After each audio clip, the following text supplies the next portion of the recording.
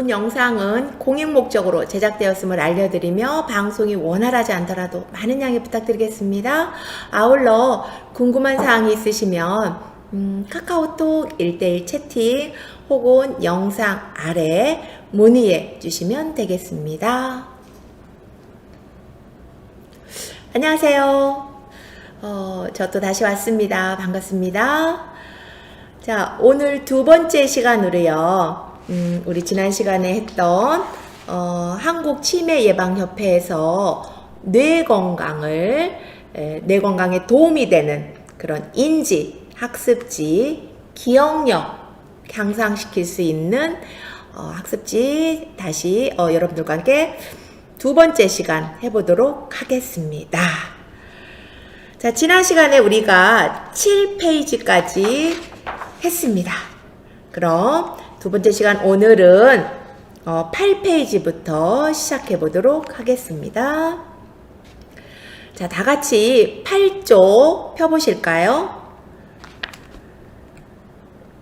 자, 여전히 맨 위에 보면 날짜가 있죠. 날짜를 한번 또 써보도록 할게요. 2022년 10월 만약에 25일이다. 그러면 10월 25일 또 수요일이면 수요일 이렇게 시간까지 써보시면 좋을 것 같습니다. 자, 다음은 한반도 지도입니다. 빈칸에 알맞은 지역 이름을 쓰고 나의 고향에 색칠해 보세요. 우리 지난 시간에 여러분들의 고향이 어딘지 그거 했었잖아요. 그쵸? 제가 부산 어떤 어르신 인터뷰도 했다고 그랬고요. 여기서는 이제 지도가 나와 있어요. 우리나라 한반도 지도죠. 여기 중에서 빈칸을 우리가 채울 거고요. 그리고 여러분들이 태어난 고향에 색칠해 주시면 되겠습니다. 자, 우선 맨 먼저부터 위에부터 우리 한번 살펴보도록 할까요? 자, 맨 위에가 끝자락 함경북도가 되겠습니다. 함경북도가 아마 고향이신 분도 계실 거예요. 그러면은 조금 있다가 같이 색칠할 때 같이 색칠하도록 해요. 자, 함경북도. 그 다음에 함경북도 바로 아래쪽으로 내려오면 여기가 어디일까요? 맞습니다. 함경남도가 되겠습니다. 함경남도. 또 함경남도가 고향이신 분도 계실 거예요. 그쵸? 우리 6.25 때 이렇게 내려오셔가지고 못 올라가신 분들이 꽤 있으실 겁니다. 이산가족 찾기도 했었죠? 자, 이제 함경남도에서 왼쪽으로 가면은 여기가 평안북도가 되겠습니다. 평안북도에서 약간 아래쪽으로 내려오면 평안남도가 바로 옆에 붙어 있죠. 바로 여기에 북한의 수도 평양이 있습니다. 그래요. 평안남도가 있고요. 평안남도를 중심으로 해서 그 아래쪽으로 서울 쪽으로 이렇게 내려오면 바로 황해도가 있습니다. 황해도가 있고요. 그 다음에 황해도에서 오른쪽으로 쑥 가면은 저쪽 동해 쪽으로 강원도가 있습니다. 강원도가 있고요. 그 다음에 강원도에서 왼쪽으로 살짝 오면은 우리가 살고 있는 서울이 있습니다. 자, 서울을 중심으로 해서 쭉 펼쳐져 있는 지역이 어디일까요? 서울을 중심으로 해서 수도권 지역이라고 보시면 되겠죠? 맞습니다. 바로 경기도입니다. 경기도가 되겠습니다. 자, 경기도가 되겠고요. 그 다음에 이제 경기도에서 이쪽 서해 쪽으로 약간 왼쪽으로 기울어서 바로 밑이 어디일까요? 근데 여긴 지금 빠졌죠. 그쵸? 그 인쇄가 좀 잘못된 것 같아요. 바로 경기도 오른쪽으로는 우리나라 지도상에서 경상북도와 경기도 사이에 있는 게 바로 충청북도인데요. 충청북도 왼쪽으로가 바로 충청남도가 되겠습니다. 그런데 지금 지도상에서는 충청남도가 빠졌죠? 한번 적어 볼게요. 충청남도입니다. 여기 아마 인쇄가 아마 미처 안 된 것 같아요. 자, 충청남도가 있고요. 충청남도 아래쪽으로 내려오면은, 자, 네모칸이 있죠? 여기 네모칸이 어디일까요? 그러니까 맨 아래에 있는 전라남도와 충청남도 사이에 있는 곳. 맞습니다. 전라북도가 되겠습니다. 전라북도. 이제 전라북도 오른쪽으로 오면은 여기가 이제 경상남도가 있고 경상남도 위쪽으로 경상북도가 자리 잡고 있습니다. 자, 그 다음에 이제 이렇게 뚝 떨어져서 맨 밑에 섬이 하나 뚝 떨어져서 하나의 지역을 구성하고 있죠. 아마 여기 안 가보신 분은 없으시겠죠. 그렇죠. 한두 번은 다 가보셨을 겁니다. 바로 여기가 어디예요? 요즘 여행들 많이 가세요. 코로나 조금 풀렸는지 많이 가십니다. 그래도 조심하시고요. 바로 제주도가 되겠습니다. 제주도예요. 자, 이렇게 해서 우리가 지금 우리 한반도의 이렇게 지도를 살펴봐서 지역의 이름도 알아보고 썼는데요. 모두 제주도까지 합치니까 15개의 지역이 있습니다. 남한, 북한 다 합쳐서 정말 조그맣죠. 조그맣습니다. 자, 그러면은 여러분들의 고향에 한번 색칠해 보세요. 저는요, 어디냐면은요, 저는 바로 저 말투 보면 아시겠죠? 맞습니다. 저는 충청남도입니다.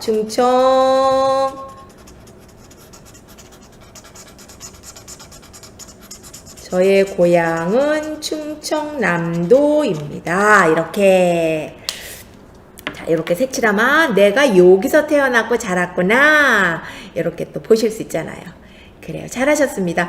그런데요, 혹시 여러분들이 이제 이 학습지 뒤편에는 답이 나와 있어요. 답이 나와 있는데, 요 지도에 대한 그 답은 틀렸으니까요. 여러분들 그거 좀 참고하시기 바랍니다. 자, 이제 다음 페이지로 갈게요. 자, 9쪽으로 갑니다. 제자가 존경하는 선생님께 보낸 편지입니다.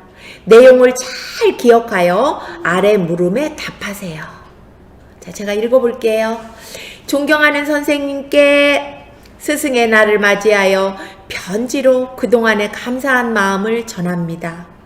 학창시절 말썽만 피우던 제가 벌써 6살 개구쟁이 아들을 둔 40대 주부가 되었습니다. 아들과 유치원 선생님께 감사의 카네이션 만들기를 하며 스승의 은혜를 생각하는 시간이 되었습니다. 자주 찾아뵙지 못하더라도 언제나 마음은 함께하고 있습니다. 선생님, 사랑합니다. 자, 요렇게 존경하는 스승님께 편지를 썼네요. 자, 그럼 거기 문제를 한번 볼까요? 제자가 편지를 보낸 날은 언제일까요? 아이고, 눈 감고도 찍겠죠. 어버이날인가요? 아니죠. 맞습니다. 바로 스승의 날에 스승님께 편지를 썼습니다. 지난 거로 할까요? 스승의 날, 이렇게. 자, 그 다음에 제자의 아들은 현재 몇 살일까요?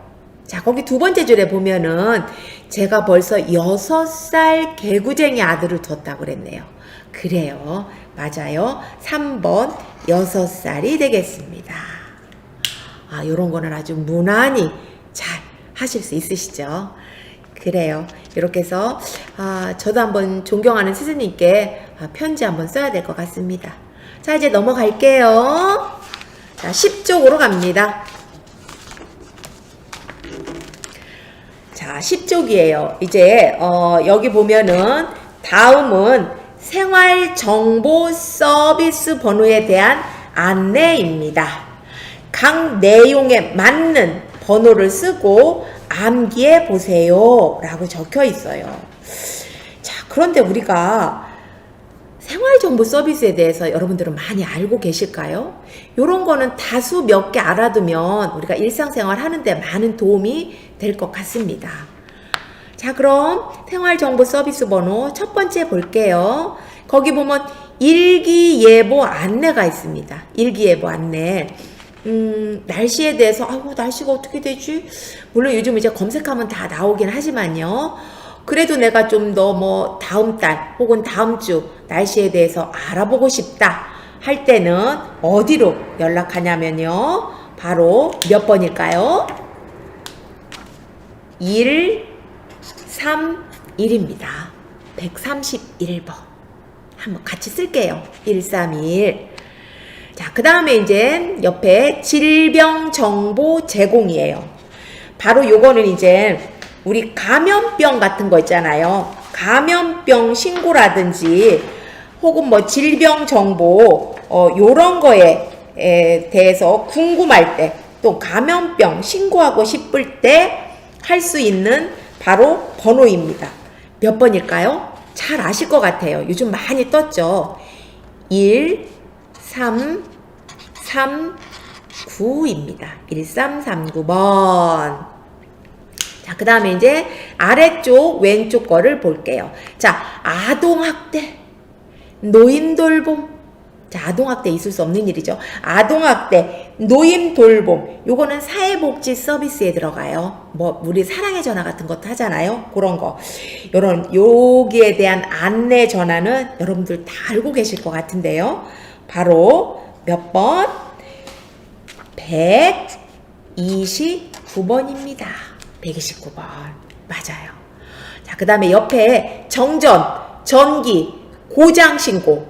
전기가 나갔어요. 고장 났어요. 자, 요럴 때 신고할 수 있는 번호. 바로 1, 2, 3 차례로 요렇게 1, 2, 3이에요. 근데 또 요 1, 2, 3 정전 신고 말고요. 우리가 수도가 고장 났어요. 아이고 물이 안 나와요. 요거 신고하고 싶을 때 그때는 바로 121번입니다. 3번이 아니고. 전기는 3번인데 수도는 121번이에요. 자, 이 외에도 우리가 아주 흔한 거, 재난구조, 구급신고 몇 번이요? 요즘 삐리삐리삐리 다니죠. 119가 있고요. 그리고 또 범죄신고, 112가 있죠. 그리고 또 여러분들이 알아둬야 될 거, 보이스피싱, 금융 관련 피해 신고. 요게 몇 번이에요? 요거는 1332번입니다. 요런 것들은 좀 기억해 두시면 좋을 것 같습니다. 자, 그 외에도 많이 있어요. 인권 침해도 있고요. 가정폭력, 여성 긴급전화도 있고, 교통정보, 관광정보, 여러 가지 많이 있습니다. 네, 여러분들이, 여기 기본적으로 좀 알아두셔야 될 것만 좀 암기해 두시면 좋을 것 같습니다. 자, 그럼 이제, 다음 페이지, 우리 11페이지로 넘어가 보도록 할게요. 다음 이야기를 읽고 무슨 요일에 어디를 갔는지 알맞게 연결해 보세요. 보니까 우리 김영감님의 일주일 생활이네요. 그래요. 김영감님의 일주일 생활이 어떤지, 어떻게 생활하시는지 한번 볼까요? 김영감은 매주 월요일 오전에 집 앞 공원에 산책을 가요.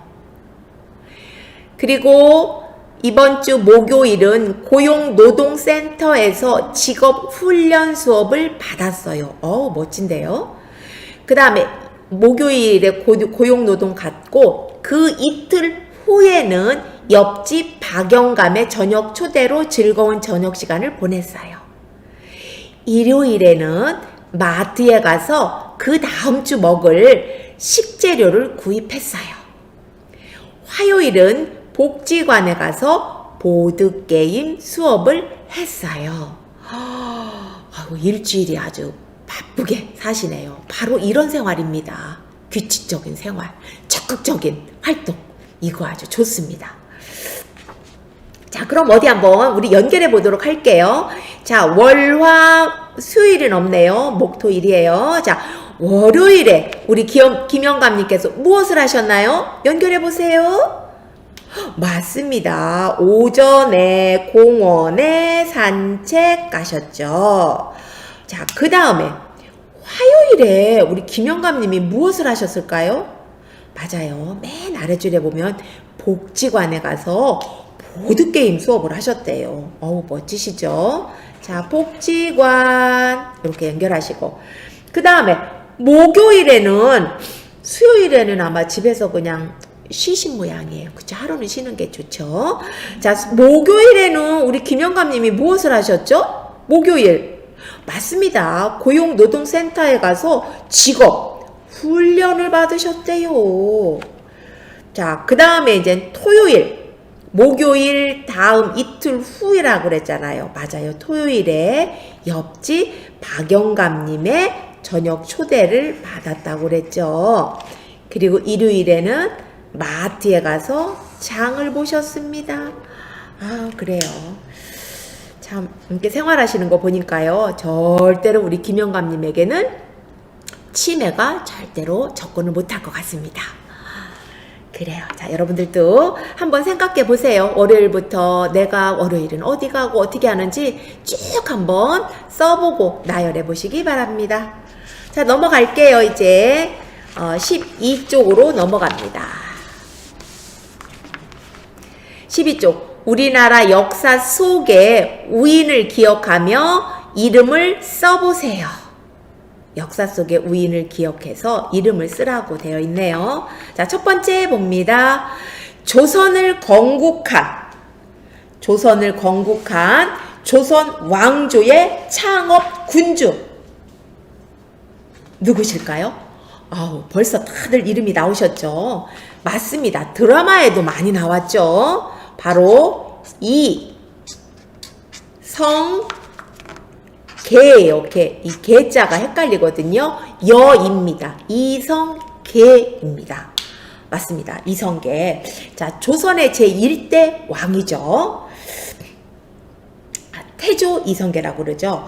이 이성계는요, 고려 말에 막 새롭게 부상하는 그런 신진 사대부들과 함께 고려 왕조를 무너뜨리고 고려와는 다른 그런 새로운 세상을 열게 됩니다. 그것이 바로 조선입니다.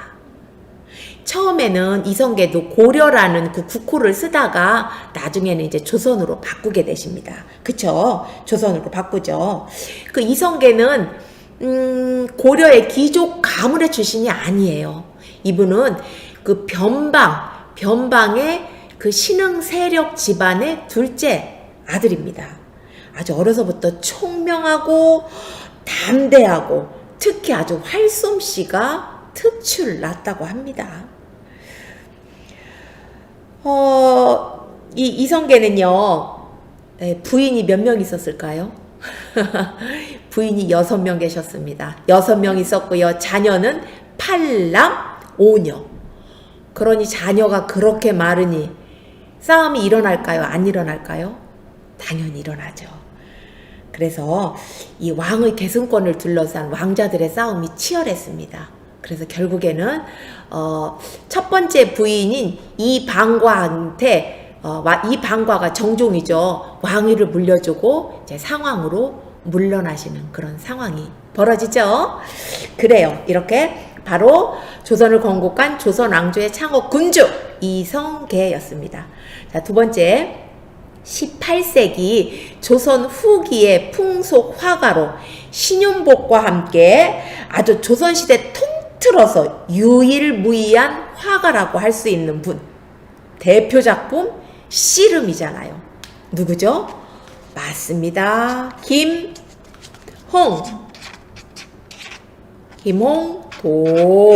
김홍도입니다.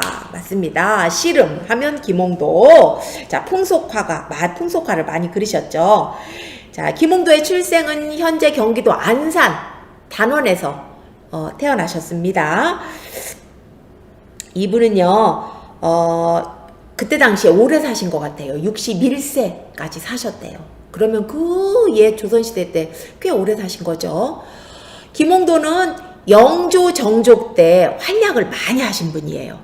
그래서 영조 때 활약을 조금씩 하다가 이제 정조 때 들어서서 그 왕세손들의 그 초상화를 그리면서 경력을 쌓기 시작했고요.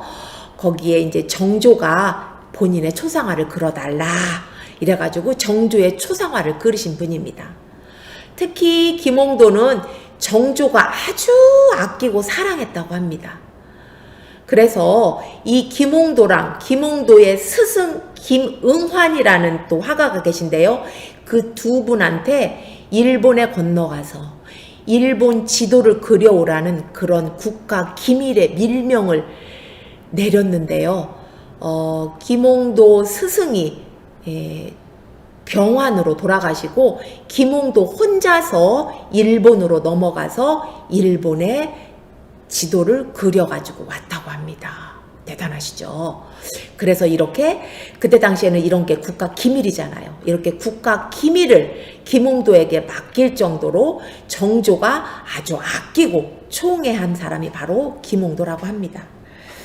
아주 그림 대단한 아주 멋지름 그리고 풍속화 여러 가지 그림이 다수 있습니다. 자, 이제 다음은 3.1 운동 주도를 하셨고요. 향년 17세의 나이로 옥사한 우리나라 독립운동가 바로 써보실까요? 유관순. 우리 그전에 유관순 누나 이랬었잖아요. 이제 요즘은 유관순 열사라고 합니다. 유관순 열사. 독립운동가시죠. 천안에서 태어나셨고요. 바로 그 일제 강점기 때 그 아운의 장터에서 3.1 만세운동을 그때 당시 그 얘기는요. 고종이 이제 막 서거를 하면서 고종이 1919년 1월 21일에 서거를 하셨는데요.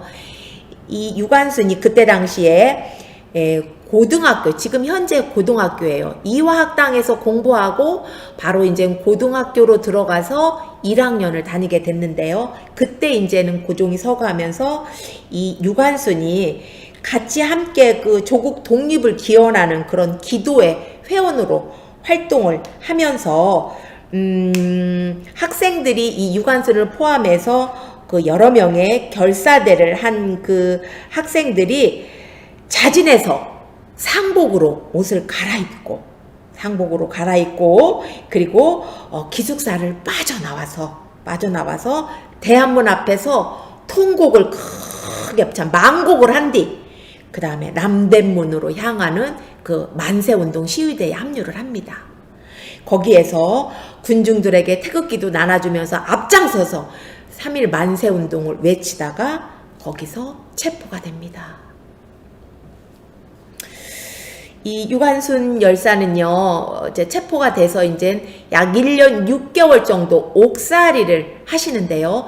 그 옥살이에서 너무나도 강력한 고문, 그리고 영양실조.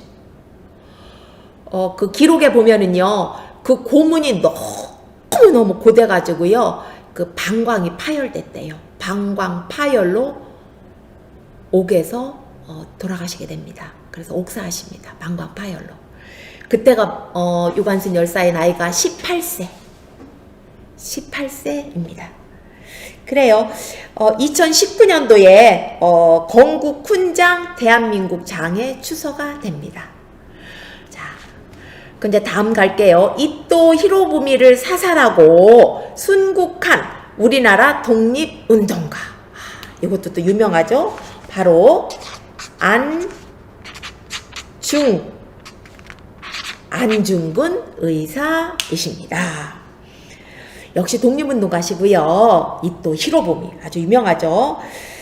그 이분도 그 한 말에 독립운동가로 활동하면서 막 여기 학교도 세우면서 인재 양성에 상당히 힘을 쓰셨다고 합니다. 이 안중근의 가슴과 배에는요 7개의 점이 이렇게 그려져 있는데요. 그 점이 꼭 7개의 점이 북두칠성의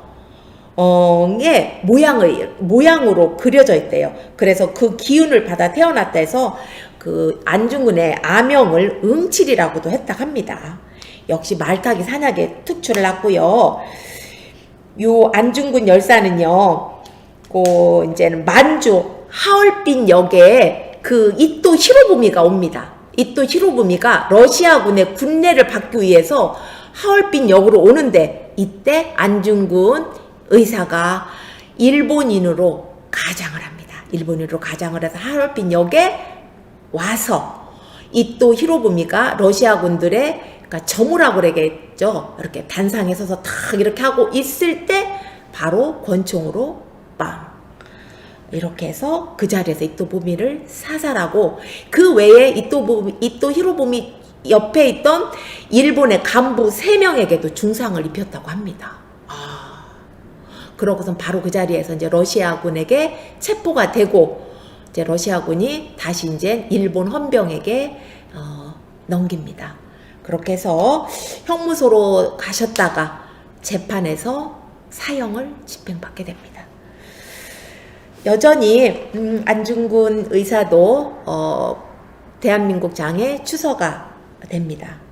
또 11명의 동지와 함께 이 손가락 사진을 보면 손가락 마디 하나가 없죠. 그래요. 11명의 동지들과 함께 혈서를 써서 그 맹세하는 또 그런 아주 훌륭하신 분이셨습니다. 자, 이제 마지막 임진왜란 당시 조선 수군을 통솔했던 구국 영웅이자 16세기 조선의 무신 바로 누구예요? 그렇죠. 이순신. 임진왜란 하면 이순신 장군이죠. 그쵸? 조선의 명장 이순신 장군이십니다. 자, 임진왜란 때 아주 큰 활약을 삼도 수군 통제사로서 그 수군들을 이끌고 아주 전투마다 해전에서 승리를 거두신 아주 그런 훌륭하신 장군이십니다. 자, 주요 해전으로는요, 제일 왜군을 많이 격파한 명량대첩. 요거 영화로도 나왔었죠. 그 영화 배우 최민식이 이순신 장군으로 나왔었죠. 바로 명량대첩에서 그 외선 133척을 격파하고요. 그 다음에 한반도 대첩에서도 79척의 외선을 격파합니다. 뭐 그 외에 당포해전, 옥포해전, 부산포해전에서 승승합니다. 그런데 이제 지금의 경남 남해와 하동 사이에서 벌어진 그 마지막 해전이 있어요. 거기가 어디냐면요, 노량해전입니다. 이 노량해전에서도 대승을 거두면서 바로 거기에서 외적의 유탄을 맞아서 거기서 전사를 하시게 됩니다. 그때 아주 유명한 말이 있죠. 싸움이 지금 한창 급하니 조심해서 내가 죽었다는 말을 알리지 말라. 이 말씀을 남기시고 그 자리에서 돌아가십니다. 전사하십니다. 자, 이순신 장군의 묘는 바로 지금 충남 아산에 있습니다.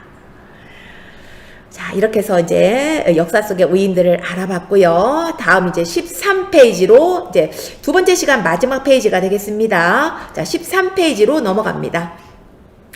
다음 보기의 꽃 이름을 기억해서 네모 안에 써보세요.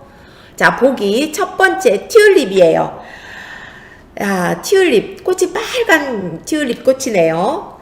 이 튤립의 꽃말은 바로 사랑의 고백이랍니다. 뭐 영원한 애정, 이런 뜻이 있어요. 개화는 보통 4, 5월에 피고요. 꽃은 빨간색, 뭐 노란색 여러 가지 색깔 있잖아요. 그쵸?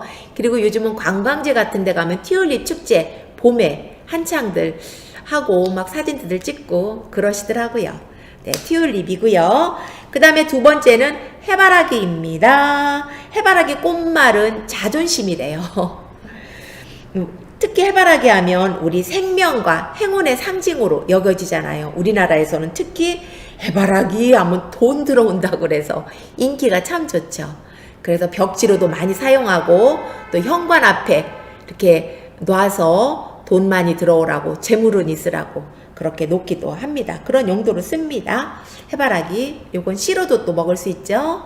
그 다음에 이제 코스모스예요. 코스모스도 지금 한참 필 시기죠. 코스모스 꽃말은 소녀의 순결이래요. 순결 순정. 예쁘잖아요. 요거 꽃잎 하나씩 이렇게 가위바위보해서 따면서 놀았던 그런 어린 시절이 생각이 납니다. 코스모스. 그 다음에 이제 왼쪽 밑에 금낭화. 이름이 조금 약간 좀 요거는 좀 들어보긴 했지만 금낭화. 꽃이 이렇게 아래로 이렇게 고개 숙이고 피어 있네요. 이 금낭화의 꽃말은요, 당신을 따르겠습니다래요. 이렇게 연결이 되지 않아요? 꽃이 아래로 이렇게 소복이 이렇게 핀 거 보니까 당신을 따르겠습니다인데요. 이건 이제 설악산에 많이 분포가 되어 있다고 합니다. 보통 5월에서 6월에 꽃을 피우고요. 자, 그 다음에 이제 석산이에요. 요 석산은요, 이게 한약명이래요. 한약명으로 석산이라는 꽃 이름을 줬고요. 꽃무릇, 그리고 여러분들이 잘 아는 상사화입니다. 상사화. 그래서 이게 한약재로 쓰이긴 하는데요. 얘가 독성이 있어서 섭취할 때 주의해야 된다고 합니다. 요 상사화는요, 이루어질 수 없는 사랑이라고 합니다. 자, 그 다음은 이제 나팔꽃이에요. 나팔꽃. 자, 나팔꽃은 여러 가지 꽃말이 있더라고요. 여러 가지 꽃말이 있는데요. 나팔꽃도 이렇게 여러 종류의 꽃이 피잖아요. 그쵸? 뭐 자주색도 있고, 뭐 흰색도 있고, 여러 가지 꽃이 있는데,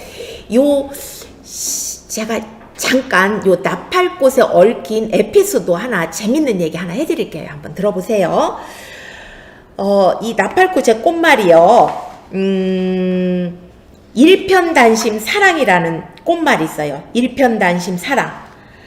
바로 일편단심 사랑이 얽힌 꽃말인데요. 옛날 중국에 어느 지방에 어느 마을에 화공, 그림을 그리는 화가가 있었는데 그 화공의 부인이 엄청난 미인이셨대요. 그래서 행복하게 잘 살고 있는데 그 마을에 사는 원님이 그 소문을 듣고 화공의 예쁜 미인 아내를 데려다가 수청을 들게 했대요. 그런데 이 아내가 수청을 계속 거절을 하자 화가 난 원님이 이 아내를 그 관아의 탑 맨 꼭대기 골방에 갖다 가뒀대요. 그러니 얼마나 이 화공은 속상하고 화나고 마음도 못 잡고 정말 그럴 거 아니에요? 정말 정신이 나갈 정도로 미쳐갈 거 아니에요? 그래서 매일매일 부인을 생각을 하지만 볼 수는 없고 만날 수는 없고 그 와중에도 정신을 집중해가지고 부인한테 아내에게 줄 그림 한 장을 그려서 그 관아 탑 아래 가서 계속 부인이 얼굴을 비추길 기다리고 매일매일 그랬대요. 그러다가 결국에는 그 관아 탑 아래에서 죽게 됩니다. 그래서 아내는 이제 그걸 알 리가 없겠죠. 그쵸? 그랬는데 어느 순간부터 아내의 꿈에 남편이 자꾸 나타나더래요. 남편이 자꾸 나타나서 한 번은 남편이 꿈에 나타나서 여보, 그간 잘 지냈어. 나는 매일 밤마다 당신을 찾아 헤매는데 어느 순간 아침이 되어 당신이 잠에서 깨는 바람에 할 말도 못하고 떠나게 되어 하는 수 없이 내일 다시 와야겠구려 이러는 거예요. 그래서 아내가 순간 잠에서 확 깬 거예요. 그러고는 꿈이 너무 이상해서 창밖으로 아래를 봤답니다. 창밖으로 아래를 내려다 봤더니 그 이유를 알게 됐대요. 바로 그 관아의 탑, 그 벽을 타고 벽을 지지대 삼아서 왜 넝쿨이 이렇게 팍 올라오는데 거기에 나팔처럼 생긴 꽃이 이렇게 피면서 올라오더래요. 바로 그것이 죽은 남편이 혼이 되어 아내를 보기 위해서 올라오고 있었던 것이죠. 그래서 나팔꽃은 죽은 남편이 꿈결에서 항말처럼 새벽에 피었다가 날이 밝아 오후가 되면 나팔꽃이 이렇게 오물잖아요. 그쵸? 그랬답니다. 그래서 원님은 어떻게 됐냐고요? 원님은 암행어사 출두해가지고 관직에서 쫓겨나고 연행됐다고 합니다. 자, 그래요. 자, 이렇게 해서 우리 그럼 거기 한번 써보도록 할까요? 자, 위에를 좀 가려요. 위에 꽃말을 가리고. 자, 첫 번째 꽃은 코스모스. 자, 그 다음에 옆으로 갈게요. 옆으로 꽃이 아래로 곱게 핀 이 꽃은 금낭화. 그 다음에 왼쪽, 자, 코스모스 밑에가 튤립. 튤립이 되겠습니다. 그리고 튤립 옆에 금낭화 아래의 꽃은 해바라기. 그 다음에 튤립 밑에 꽃은 좀 어렵죠. 석산, 상사화. 그 다음에 해바라기 밑에 꽃은 보라색으로 핀 애가 바로 나팔꽃입니다. 그래요. 자, 이렇게 해서 여러분들도 한 번씩 써보도록 하고요. 자, 두 번째 시간은 여러분들과 같이 여기까지 풀어보고요. 세 번째 시간 다시 찾아오도록 하겠습니다. 자, 오늘도 여러분들 고생 많으셨고요. 자, 남은 또 못다한 것은 여러분들 스스로 또 해보시기 바랍니다. 자, 인사하도록 하겠습니다. 고생하셨습니다. 감사합니다.